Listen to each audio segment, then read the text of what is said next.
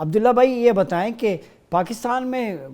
گزشتہ دنوں ایک نیریٹو تھا، وہ سوشل میڈیا پہ بھی شیخ مجیب کو ہیرو بنا کے ہمارے کچھ سوسائٹی کے سیگمنٹ پیش کر رہے تھے، تو منہ کالا ہو گیا اب کیا اس پہ کیا کریں؟ میں منہ کالا نہیں ہوا ابھی اور کیا؟ جو شیخ مجیب کو غدار کون کا نعرہ لگا رہے تھے ان کا منہ کالا ہوا ہے۔ میں سیدھا آدمی ہوں، میں سچ بولنے والا آدمی ہوں، میں ڈپلومیٹک الفاظ نہیں استعمال کرتا۔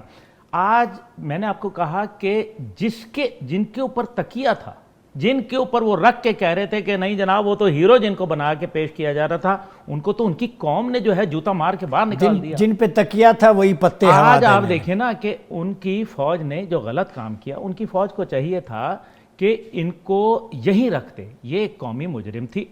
اس نے پاکستان کے، اس کے باپ نے غداری کی، اس نے خود پاکستان کے ساتھ غداری کی۔ میں ڈپلومیٹک فنکشنز میں جاتا رہتا ہوں، ان کا سفیر اور بھارتی سفیر جو ہے وہ یوں کٹھے ہر فنکشن میں کہتا ہوں جیسے یک جان دو قالب ہوتے ہیں ہمیشہ۔ اسلام آباد میں جی اسلام آباد کے اندر میں نے کبھی نہیں دیکھا کہ بنگالی سفیر جو ہے وہ کہیں اور سے، اور یہ میں پچھلے کئی سالوں سے دیکھ رہا ہوں۔ اچھا اب میں مزے کی آپ کو بات بتاؤں، عوام کو جب انہوں نے کہا کہ ہم نے کرفیو لگا دیا ہے اور صبح کوئی نہیں نکلے گا، تو عوام نے تو ریجیکٹ کر کے وہ مارا، کرفیو ورفیو کیوں پرواہ نہیں کی۔ اسی وجہ سے انہوں نے کہا کہ پارلیمنٹ ڈیزالو ہوگی، یعنی کہ شیخ حسینہ نہیں بلکہ اس کے ساتھ وہ تمام لوگ جو بھارت نظریے کے ساتھ جو ہے وہ چل رہے ہیں۔ پارلیمنٹ صدر نے تحلیل کر دی، نہیں ڈیڈ لائن دی تھی نا بھائی، آج تو آپ نے دیکھا نہیں سارے نے کہ وہ کس طرح نوجوان جو ہے وہ وہاں پارلیمنٹ کے اندر بیٹھے ہوئے تھے۔ تو اس کا مطلب ہے کہ شہاب الدین نے تحلیل کر دی، نوجوانوں نے یہ کہا کہ ہم یہ نہیں ہونے دیں گے، یعنی کہ باقیات جو شیخ مجیب، اس کی بیٹی اور اس کے ساتھ اس کے حواریوں کی باقیات ہیں، ان کو بھی جو ہے ہم کھرچ کے رکھ دیں گے اپنی ہسٹری سے۔ یہ بات ہوئی، یہ باقیات تو سیئات کہہ سکتے ہیں نا، یہ آپ بالکل کہہ سکتے ہیں، بری باقیات۔ اور یہ جو ابھی آپ دیکھ لیں کہ جو پاکستان کے حوالے سے جو یہ پاکستان نور ہے، اور نور کے خلاف جب کوئی جاتا ہے نا، نور کو زوال نہیں ہے، نور کو زوال نہیں ہے، اور پھر یہ گنبد خضرا کے صدقے بنا پڑا ہے پاکستان۔ آپ جب پاکستان کی سالمیت اس کے اوپر حملہ کریں گے، اس کی شناخت، اس کی پہچان، اس کے نظریے کے اوپر جب آپ جو ہے وہ آپ سیاست کریں، لیکن نظریہ پاکستان سے کھلواڑ نہ کرنا، قوم وہی حال کرے گی جو بنگلہ دیش۔ عبداللہ بھائی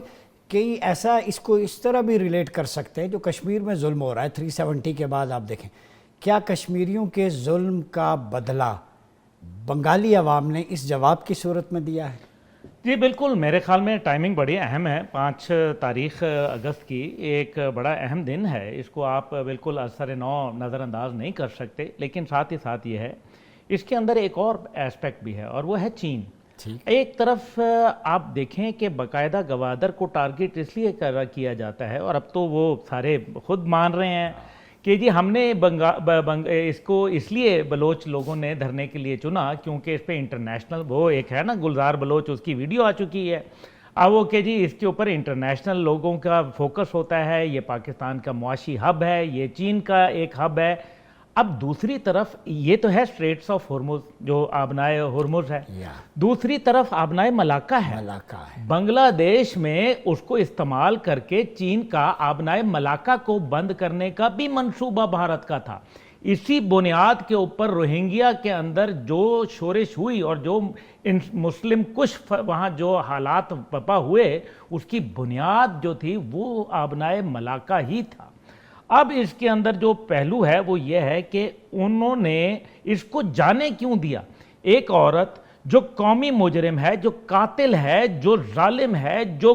پلنڈرر ہے، اس کو بنگال کی سرزمین کے اوپر اس کا ٹرائل ہونا چاہیے تھا، اس کو نامعلوم مقام پہ شفٹ کر دیتے، اس کو جو ہے وہ اسی وجہ سے عوام کے اندر غم و غصہ پیدا ہوا، نوجوان نسل جو ہے اس نے جو ہے وہ ایک بغاوت جو ہے بلند کی اس نظریے کے خلاف، اور کہا کہ تمام پارلیمنٹ میں جو لوگ ہیں وہ ان کے حواری ہیں، اس نظریے کے جو ہے وہ فالوور ہیں، عوام پارلیمنٹ میں بیٹھ گئی، اور وہ عوام آ کے پارلیمنٹ میں بیٹھ گئی۔ اب دیکھیں اونٹ کس کروٹ بیٹھے گا، اس کے اندر جو ہے بھارت میں صف ماتم ہے، مجھے معلوم ہے اس بات کا، بھارت میں صف ماتم بچ چکی ہے کہ یہ اتنا بڑا فلینک ان کا، اب دیکھیں نا جو جھارکھنڈ، میزورام، چھتیس گڑھ، ناگالینڈ، یہ سارے علاقے اب آپ دیکھنا کہ کیسے اس کے اندر، اور وہ جو کیونکہ یہ سارے وہ ہیں جو بنگال کے ساتھ ساتھ اور بنگالی ڈومینیٹڈ ایریاز ہیں، اور پھر کلکتہ بذات خود، اس لیے بھارت نے بھی یہ کہا ہے کہ ہم زیادہ دیر تمہیں مہمان نہیں رکھ پائیں گے.